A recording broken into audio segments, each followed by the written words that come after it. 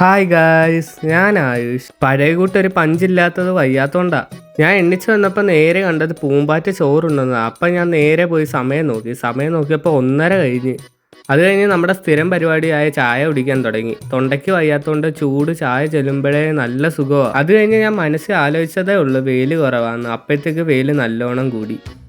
ഇനി നമുക്ക് നല്ലോണം വല്ലതും കഴിക്കണ്ടേ, മരുന്ന് കഴിക്കണ്ടേ അല്ലേ? അതുകൊണ്ട് ഞാൻ ചെന്ന് നേരെ കഴിക്കാനിരുന്നപ്പോൾ ദാണ്ട ദോശയും ചിക്കൻ കറിയും ഉണ്ടായിരുന്നു. ഇതൊക്കെ എൻ്റെ മരുന്നാണ്. ചീനിച്ചട്ടിയിൽ നിന്ന് ചിക്കനെയും തട്ടി ഞാൻ പതുക്കെ കഴിക്കാനിരുന്നു. കാരണം കഴിച്ചാലേ വല്ല ആവത് കിട്ടത്തുള്ളൂ. ഈ ബുക്കൊക്കെ കാണുമ്പോൾ ഞാൻ ആലോചിക്കുന്നുണ്ട്, പണ്ട് ഞാൻ എന്തുമേ വായിക്കുമായിരുന്നു, ഇപ്പോൾ അതൊന്നും വായിക്കാൻ പോലും സമയം കിട്ടുന്നില്ല.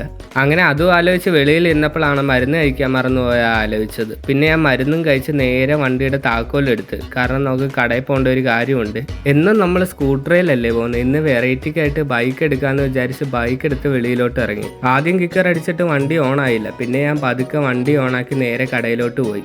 ഇത് വാങ്ങിക്കാനാണ് നമ്മൾ കടയിൽ പോയത്, ബ്ലാക്ക് പെൻ. അത് കഴിഞ്ഞ് നമ്മൾ വരയ്ക്കുന്ന സ്ഥലം ഇരുന്ന് തൂത്ത്. കാരണം കുറച്ച് പൊടിയൊക്കെ കിടപ്പുണ്ടായിരുന്നു. പനി ആയതുകൊണ്ട് തന്നെ വെളിയിലോട്ട് എങ്ങും ഇറങ്ങാൻ പറ്റുന്നില്ല. അതുകൂട്ട് വയ്യ, ആൻറ്റിബയോട്ടിക് കഴിക്കുന്നുണ്ട്. അപ്പം ഞാൻ വിചാരിച്ച് എന്തേലും വരയ്ക്കാനാക്കി എൻ്റെ മനസ്സിൽ എന്തോ വരയ്ക്കണമെന്ന് പോലും അറിയത്തില്ല. അത് കഴിഞ്ഞ് ഞാൻ ഗൂഗിളിൽ കുറച്ച് നേരം റെഫറൻസ് തപ്പി. കാരണം എന്തോ വരയ്ക്കണമെന്ന് അറിയത്തില്ല. അപ്പോൾ ചുമ്മാ എന്തേലും വരയ്ക്കാമെന്ന് വിചാരിച്ച് തപ്പി. അപ്പോൾ അങ്ങനെ നോക്കിക്കഴിഞ്ഞപ്പോഴാണ് ഒരു ക്യൂട്ട് റാബിറ്റിൻ്റെ പടം കണ്ടത്, ഊഞ്ഞാലാടുന്നത്. ഞാനത് വരച്ച് വരുമ്പോൾ ക്യൂട്ടാവോ അതോ വേറെ വല്ലതും ആവുമോ എന്ന് പോലും എനിക്കറിയത്തില്ല. പക്ഷേ ഞാൻ വരയ്ക്കാനിരുന്നു, കാരണം സമയം പോണ്ടായി. അങ്ങനെ നമ്മൾ ഏകദേശം വരച്ച് കഴിഞ്ഞ്. ഇപ്പം നിങ്ങൾ ആലോചിക്കും, ഇവൻ എന്താ ഈ കൊച്ചു പിള്ളേരോട്ട് ചെറിയ പടം വരയ്ക്കുന്നതെന്ന്. കാരണം നമ്മൾ കുറേ നാളിന് ശേഷം വരയ്ക്കുന്നതുകൊണ്ട് തന്നെ ചെറുതിന്ന് തുടങ്ങാം.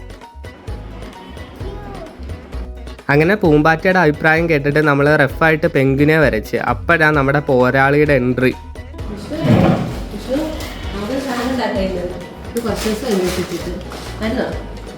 അപ്പോൾ അടുത്ത എന്തോ സാധനം ഉണ്ടാക്കാൻ പോകുന്നതെന്ന് നമുക്ക് അടുത്ത വരവിൽ പറയാം. അതുവരേക്കും ഗുഡ് ബൈ.